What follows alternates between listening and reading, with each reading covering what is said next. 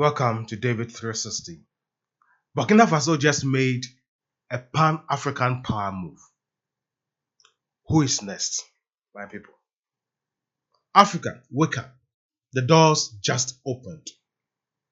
Family, listen to me carefully. Something historic just happened, and you might have missed it. On September 11, 2025, Burkina Faso's Council of Ministers, led by Captain Ibrahim Traoré, made a decision that sent shockwaves across the continent. They completely scrapped visa fees for all Africans. Yes, you heard me right. From Cairo to Cape Town, from Dar es Salaam to Accra, you can now enter Burkina Faso without paying a single coin in visa fees. This is what we are looking for. This is Kwame Nkrumah's Africa. But let's be clear, my people. Let's be very clear. This is not completely open border. You still need to submit a free online visa application to get your approval and show your passport, ticket, and accommodation booking. The wall is still there, but the toll gate has been lifted. The financial barrier, that silent wall that kept millions of Africans from crossing, has been torn down. And this is not just about saving money. This is politics. This is economics. This is symbolism. Burkina Faso is telling Africa, we don't need ECOWAS permission to be Pan-African. We will set the tone ourselves. Family, tag a friend, share this news. Ask them, if Burkina Faso can do this, what's stopping the rest of Africa? If Burkina Faso can do this, what is stopping the rest of Africa? This is more than tourism. It's a statement. This is not just about vacations or Instagram photos. This is about sovereignty and a challenge to the status quo. Earlier this year, Burkina Faso, Mali, and Niger shocked West Africa by pulling out of ECOWAS, the very bloc meant to guarantee free movement. Critics said leaving would isolate them. But here's a twist. Instead of closing doors, Burkina Faso is opening them. This move is symbolic. It's a symbolic strike for Pan-African unity. It's Kwame Nkrumah's dream.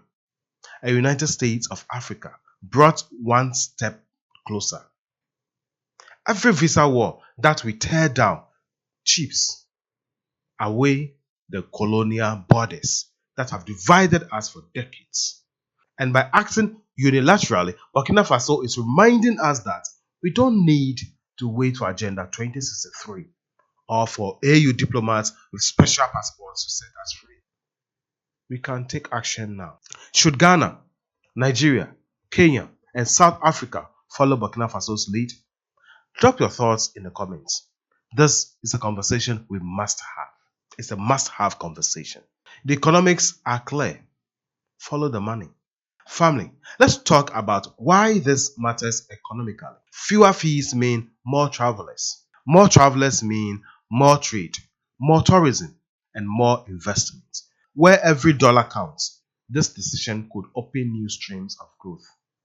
Think about it. Basic hotels in Burkina Faso cost $10 to $25 per night. Even a top-end Lancaster hotel is just $130 a night. Far cheaper than, say, in many other African capitals.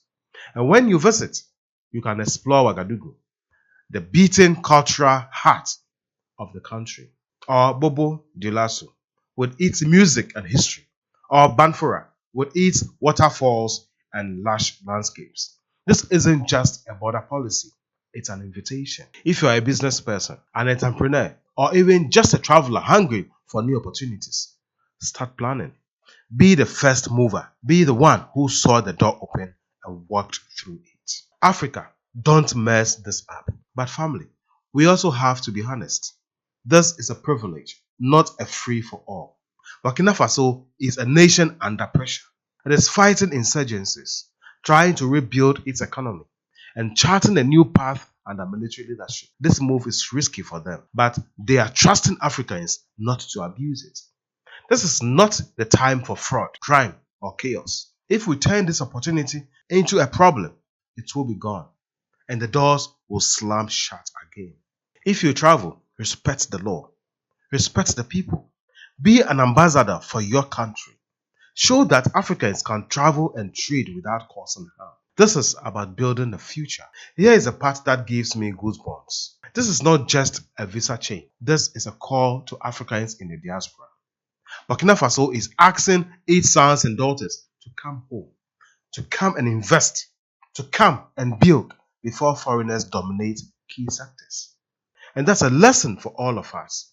Remember, Ghana's land boomed 20 years ago. Those who bought land early are smiling today. Those who hesitated, they are now paying 10 times more if they can even find land to buy.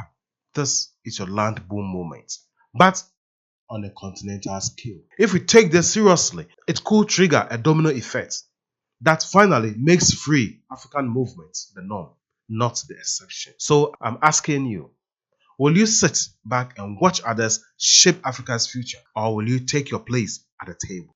Imagine a borderless Africa, then build it. Think about it. Today it's Burkina Faso, but tomorrow it could be Nigeria, Egypt, Kenya, Ghana, or South Africa. Imagine a chain reaction. Imagine an Africa where traveling from Lagos to Nairobi is as easy as going from Paris to Berlin. This could be the real revolution of our generation, not just in speeches, but in practice. And if we, the people, embrace it, support it, and demand it, governments across the continent will have no choice but to follow. This is David 360. My people, would you travel more if these barriers were removed? Would policies like this make you more likely to explore Mali, Rwanda, or even Burkina Faso? Tell me in the comment section. Share this message with someone who believes in Pan-African unity. The dream of a borderless Africa is no longer just a dream. It's knocking at our door. Are we ready to take it? Thank you for staying with us. This is David 360. Kindly subscribe if you have not done that and hit the notification bell so that you would be notified anytime we upload a video. And until I come your way again, have a great day. God bless you.